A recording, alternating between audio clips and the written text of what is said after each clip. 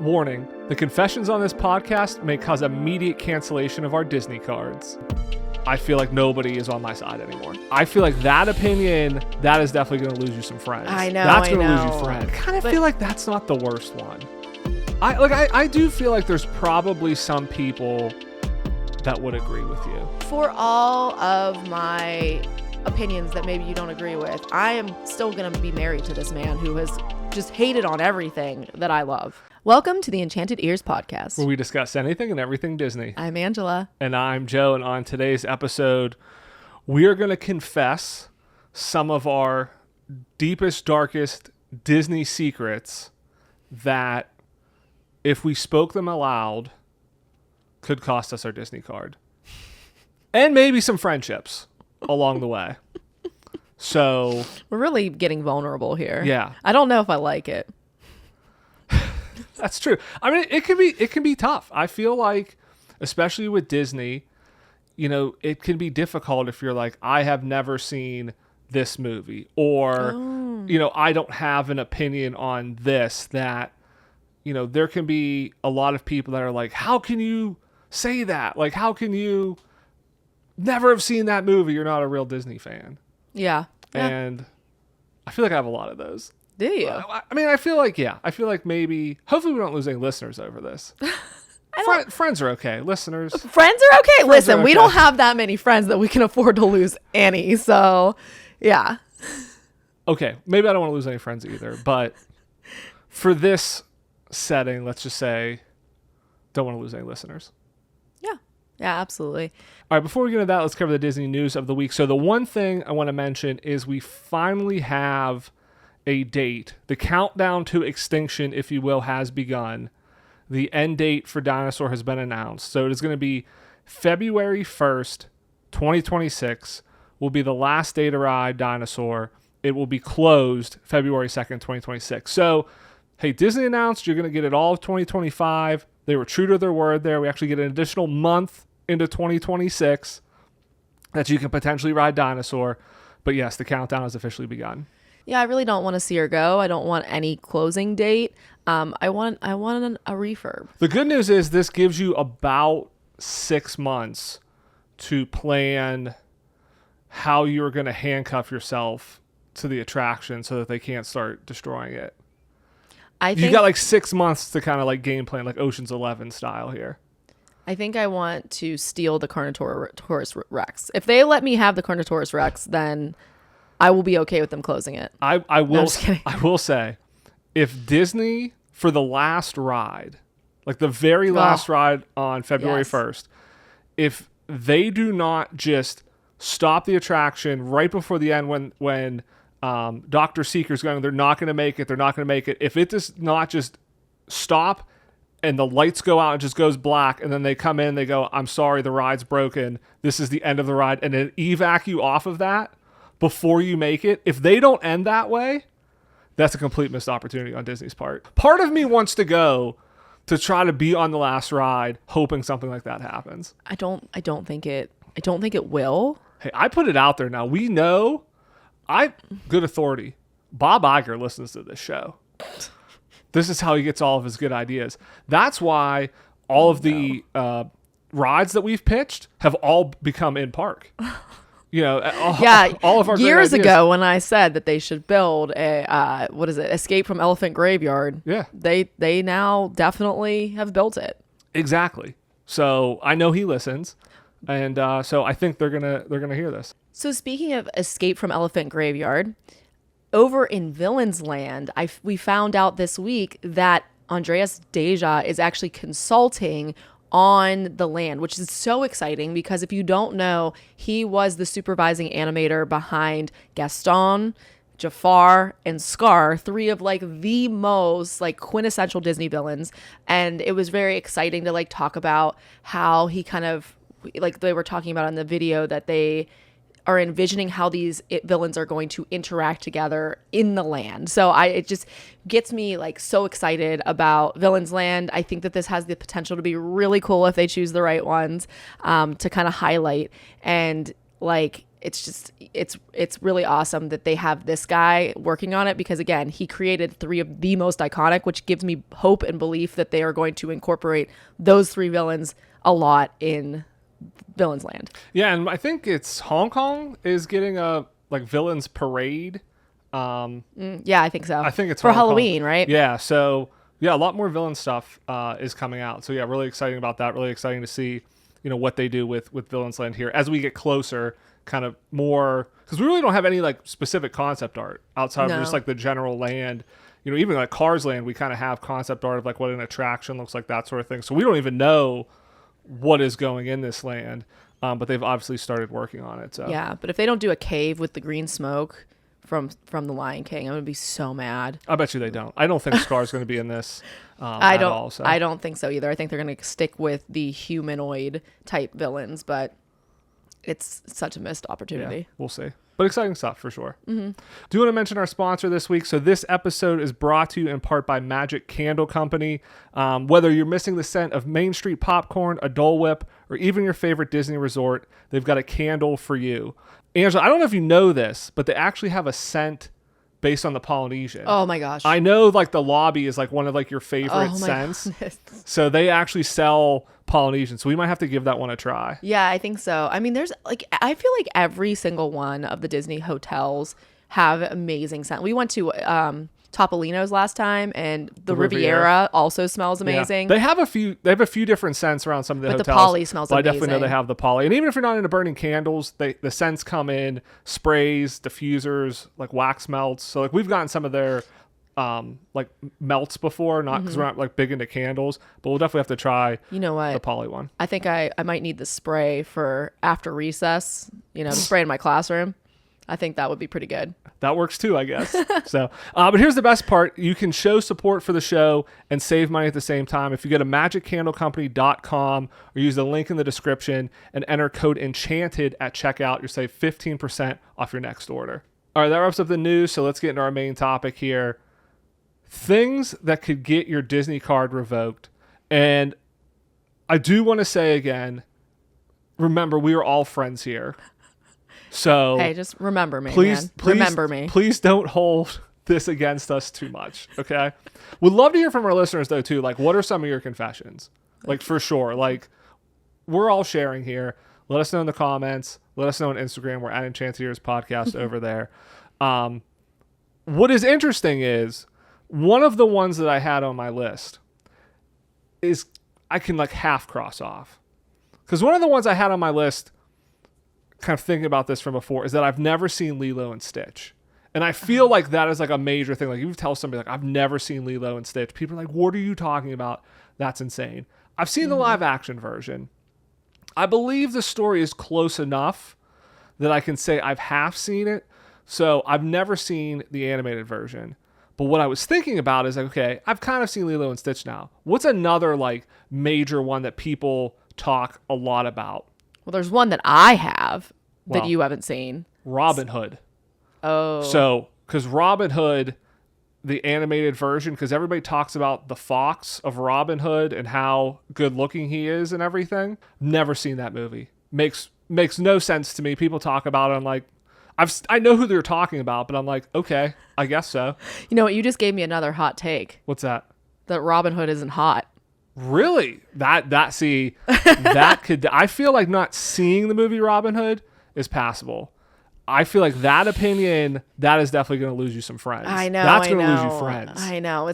I know. I'm sorry. I apologize to my friends listening to this, but yeah, he just does. I don't know. It's not, listen, Simba and Kovu, those two, just beautiful, beautiful. But something about Robin Hood, I don't know what it is. He's not sexy enough. I can't explain it.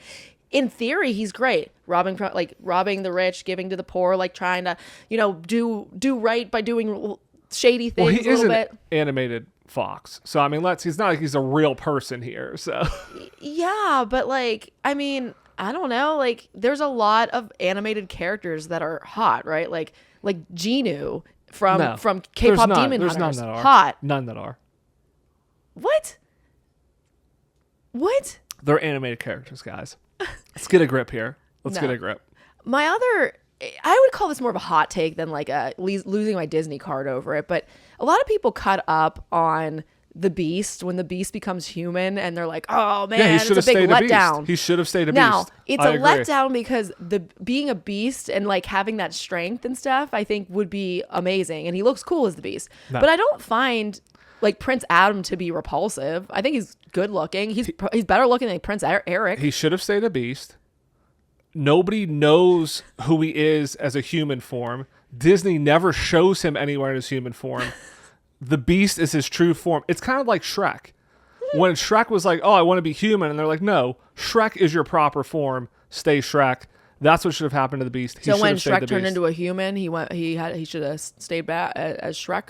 Well, he did. He became Fiona. Like, she became a Shrek. Yeah, that's not Shrek. Shrek became a human. She became a Shrek, not an ogre. Yeah, whatever. Yeah, she became a Shrek.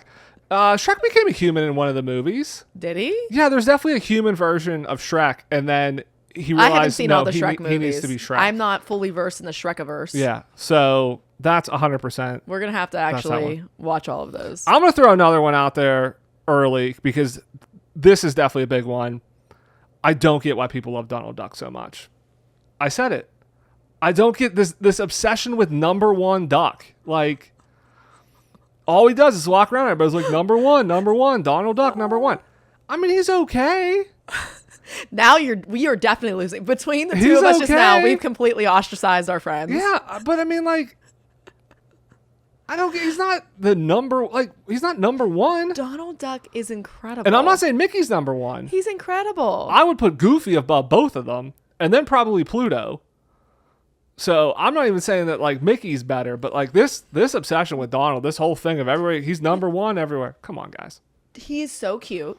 One, he's cute. I'm not saying he's bad. Cute. He's cute. I'm just saying this but obsession. Also, I think that I love Donald Duck because I have a temper. Like I get angry, and like that is very relatable to me. That he has that. Like, he's comical when he gets angry. He's got a spicy side to him. Yeah, he's got spice. Like, he's not always sunshine and rainbows. And I love that about him. And it's just so comical when he's angry. So, yeah, he's great. And I do feel like, I also will say, character interaction wise, the friends with Donald do amazing at being Donald Duck. Like, we've had like mediocre experiences with Mickey. Like, they were okay. But never with Donald. Never. Donald has always the best ones are Chippendale. I Chippendale forgot about great. Chippendale. Actually, Chippendale are the best. They're rocketing to number one, then probably Goofy and Pluto. Donald just keeps sliding down this list, the more people I think of. So whatever. All right, if anybody's still listening, I feel like you got to give one up now because I feel like nobody is on my side anymore. All right. Well, I did give little ones, but my first one, my first big one is that Epcot is 100% skippable. To me, Epcot does not have any rides that I'm like, I have to go and ride that. So this is coming from the person though that like loves all the festivals and loves going to Epcot for all the festivals and everything. The last two times we've been to Disney, Epcot has not been running a festival. Yeah, it has. It was Flower and Garden. We were there for Flower and Garden. That's right. But the issue is a lot of times we're on a crunch schedule, and so we usually do make some sort of dinner reservation, so we can't like eat a lot of the festival food. I do enjoy that part of it, but like the last time we were there, we actually did not have any reservations or anything, and they weren't running one. Well, there wasn't a there wasn't. Yeah, a and that was festival difficult because we were running around Epcot like, where should we eat? And I was like, if there was a festival, this would be great. I kind of feel like that's not the worst one. I do feel like there's probably some people that would agree with you. It's just okay. Guardians makes me sick. Frozen's a great ride, but I don't have to ride it all the time. And then after that, what does Epcot have? After that, what do they have? They have World Showcase, The Land, Living with the Land. They have Spaceship Earth. Again, come on. I'm not gonna lie. And this is gonna be the big Canada? one. I do love Canada. But again, Canada? if I was going to Disney World and and I had to skip a park, it would be Epcot probably every time. And it's hilarious. You want to skip Animal Kingdom? There's nothing to do at Animal Kingdom, I'd probably especially after February 1st. I'd probably rather go and look at the animals than like that. Like, I would probably go back and forth between the two, but I feel like Epcot is in massive need of like improvements. Okay, well, I will agree with that. Epcot is underloved. It needs some love, some TLC. But I will say I never want to see you in Epcot again. No more Beverly for you. No more festivals. Nothing. You're not allowed to They go to do Epcot have anymore. one of the best gift shops, though. Oh, Connections is amazing. No, you can't. You can't say this anymore. You're already I can say whatever I want. You're not allowed to go to Epcot anymore. Yeah, I'm going. Going off of that, though, I do feel like, and this is more of a personal opinion because I'm not a huge foodie, food and wine is overrated. I feel like the idea of, hey, food and wine, we have to go down for food and wine, is somewhat overrated now. I think part of that is because now Epcot has so many other festivals that basically there's, for the most part, there's festival booths all the time. It used to be food and wine was the only time you could go and they had the festival booths and they had kind of other stuff going on. Now they have Festival of the Arts. Now they have Flower and Garden.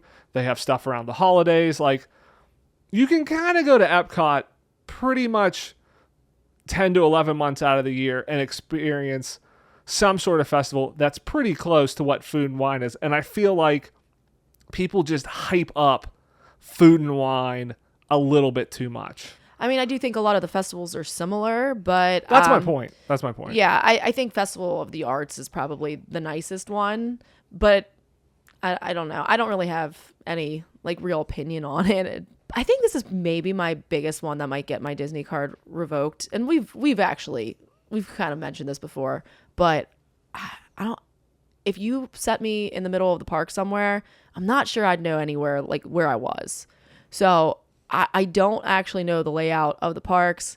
I know Magic Kingdom has the hub and spokes. I know kind of where, I know where the lands are, but I probably couldn't even name for you all of the rides in the lands or anything like that. Yeah, that is definitely one of your weak spots. I mean, I remember before one of the episodes we were doing a while ago, you like didn't even know where the Skyliner went. You were like questioning like, wait, can't you take the Skyliner from there? I think it was when we were doing like, if you only had 4 hours in the park, it was like, yeah, I don't even know where the Skyliner is. And I think it was one of the hotels. Yeah, you're like, can't you take the Skyliner from? It's like, yeah, you don't even know what hotels or the Skyliner are from. That's because for me, like, what is it, Port Orleans and Caribbean Beach, like those, there are a couple of them that have like port and Caribbean, like those words seem like confused in my head. Very I don't know. Very different hotels. Or there. like, okay, very think of like spots. Fort Wilderness and Wilderness Lodge. Like neither of those have the in Skyliner. my head. No, I know, but I'm just saying, like,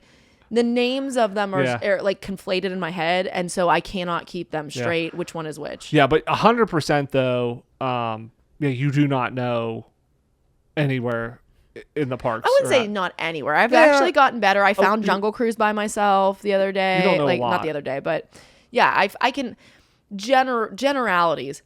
But if you were like, go find like something a little bit small, like Mickey's PhilharMagic, I'd be like, oh crap, I know I need to go near the castle. It's in Fantasyland. That's about it. See, I think that's more getting like your podcast hosting duties revoked. Like, I feel like they sell maps, or they give away maps. There's a reason they have maps. Not everybody has the parks memorized, but I feel like, as like a hardcore Walt Disney World fan, somebody that goes often, as a host of this podcast, I feel like that is grounds for removal of being like, I have no idea where anything is in these parks. Maybe. I don't know. And while I'm at it, while we're talking about things in the park, I might as well just go ahead and say, I think that Pirates of the Caribbean is just okay. The Walt Disney World version or the Disneyland version? Yeah, it's the Walt Disney World version. The Disney World version. I think a lot of people would agree with you, but I think a lot of people say Disneyland is far superior. But even in general, like, I don't know that, like, I want to, like, really love Pirates. Like, I want to.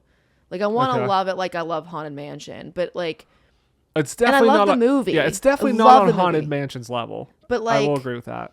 To me, I don't know. Like, just something about, like, that one just doesn't hit me the same way. as Haunted Mansion. I feel like Haunted Mansion holds up really well because it's dark and because like some of the animatronics are old, but like that doesn't really play a factor in it. Whereas in like Pirates of the Caribbean, it's like you can tell it's older and it's aged, but like that's part of the charm. But I don't know. It's just like I think the story is more overt as well in Haunted Mansion, and the fact that like you're in this mansion, there's ghosts in it, there's a seance, the spirits come to life, you know, there's this bride that's kind of killing her husband's like, it's more overt what's happening. Pirates of the Caribbean, kind of the story is that you're going through, pirates are looking for Jack Sparrow, but the whole actual backstory is like you're traveling back in time. That's why there's skeletons at the beginning, and then when you drop down the drop, then you're actually traveling back in time to when the pirates were alive.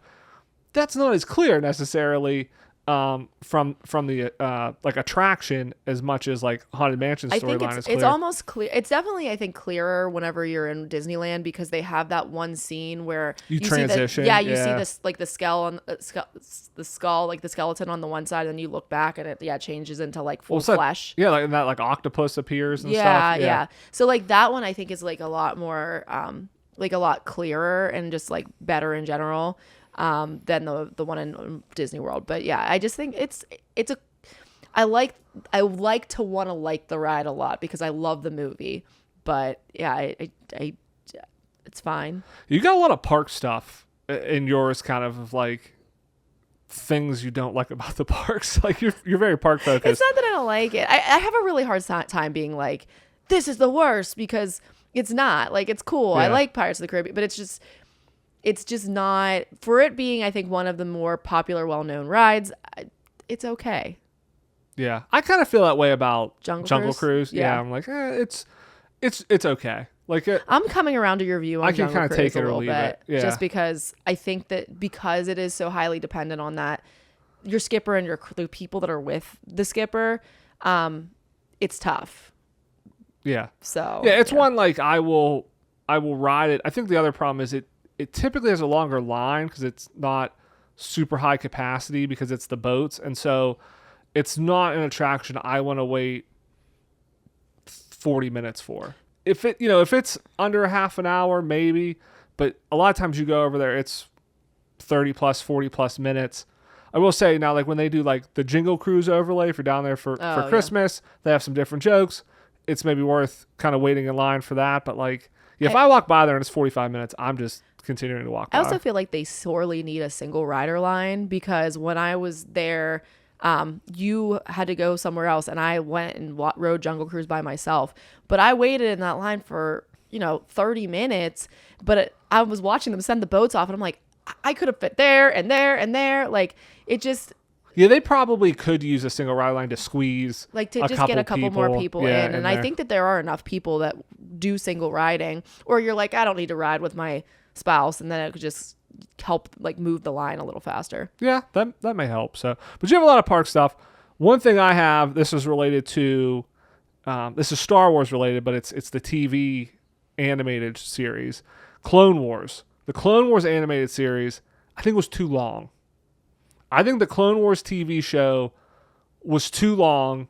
I think the episodes were, well, first of all, the fact that they released the episodes completely out of order. You can't watch it. You can't watch it how they release it. You have to watch it in a weird order. But it just got monotonous after a while. And the fact that I just felt like the episodes are absurd. The episodes, like the same stuff was just happening every time. It's over 100 episodes, isn't it? Like, I don't like it's too many. Like the Bad Batch, they did like 30 episodes and then they were done. That was good. It was a contained story. It's just Clone Wars. It ended well, but like the middle of it was just, they were just dragging it out to drag it out. The frustrating part about it was they didn't get to end it the way that they wanted to, and that they were kind of like crunched on time because there were storylines sort of dropped. They came back and ended it. They did, but like, for example, Ventress's storyline was dropped. They did need it. No, didn't need it. Oh man. So, ladies and gentlemen, just remember that just take my Disney card now. For all of my opinions that maybe you don't agree with, I am still going to be married to this man who has just hated on everything that I love. No, the series itself just dragged out. There was just too many episodes. They probably could have cut it in half and it would have still been the same. No. Take my Disney card. I don't care. I'm actually now going to start rewatching Clone Wars and Rebels while I get ready in the morning. Go ahead. Because I've seen them all. So I don't have to pay like super close attention, but usually I like watch reality TV, but no, I think now it's going to be Clone Wars just to reinforce that. Rebels is good. Again, it's shorter. It's just Clone Wars. Too long. Too many episodes.